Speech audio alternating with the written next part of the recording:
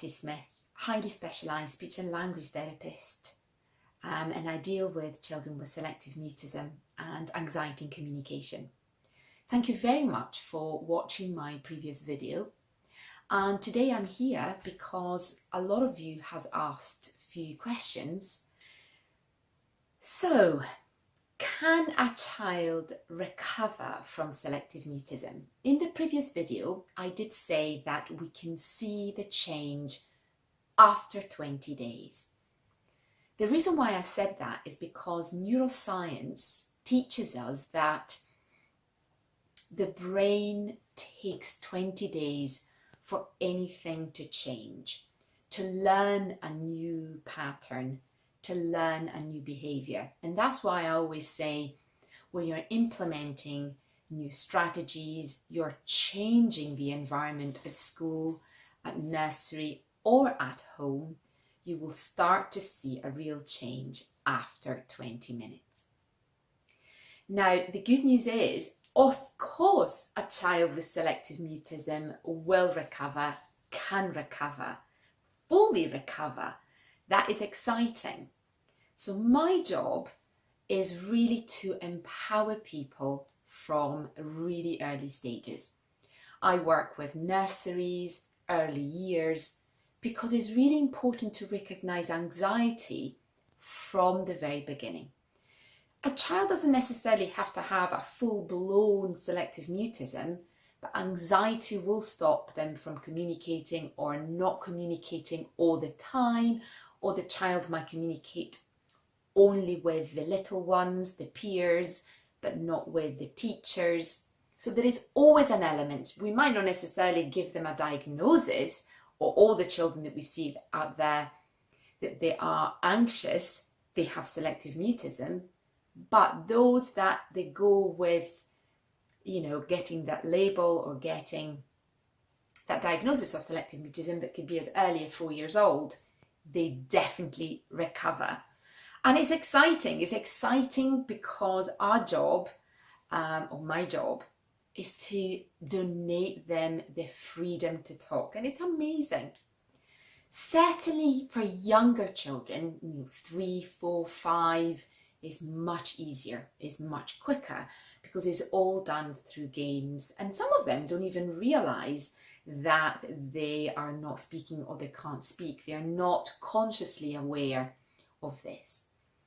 Older children, 7, 8, 9, 10, all the way to adulthood, of course they can change. They can change with time. There isn't a set time. I've had children that changed literally in a few months. Things have changed. It was the right time. They totally understood. They were very brave. They were ready to change, and snap, they made steps. And that is what is fundamental. Through the training that I run and the support that I give schools, nurseries and parents, I teach them what is this scale of communication. We need to identify what level the child is at and what activity, depending on the level, the child can do to take little steps through communication. So I have children, for example, they are at level 1, which is the frozen stage.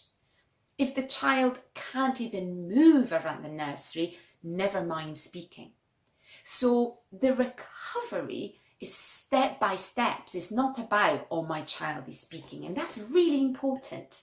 It's really important to understand that when we say the child is fully recovered, means that your child can speak in every situation and with everyone.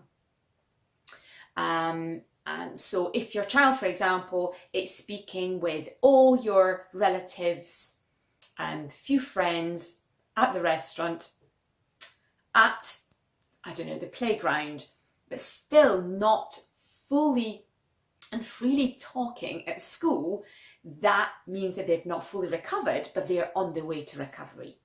So we need to make sure that we don't all start back or we all go back and do what we did before. When we make sure, when the environment is the right one, it has to be the same all the time. We don't go back to old habits of asking a lot of questions and putting pressure and so on and so forth. So this is really exciting. Even adults with selective mutism can change. They go through, obviously some, psychological support, because, when you're an adult, when you're past a certain age, 18, 19, and you have been a selectively mute person for a long time, it's really difficult to apply changes immediately. And here, what we do is we take little steps, appropriate steps. It's almost like somebody asked me, do you think I will ever learn to swim? Yeah, you're not going to swim, 10 lengths at the swimming pool straight away, but you're going to be taking little steps. For communication is the same. So it's really exciting, and there are out there a lot of patients of mine that are waving that they've made certain steps and now they are free. Some of them don't even remember, did I not speak when I was little? Or really, I don't remember not speaking. And it gives goosebumps. It's absolutely amazing. So it's exciting. And there are people like myself, many speech therapists, a lot of other professionals that can help and guide parents in schools in enabling a child to completely recover from this condition.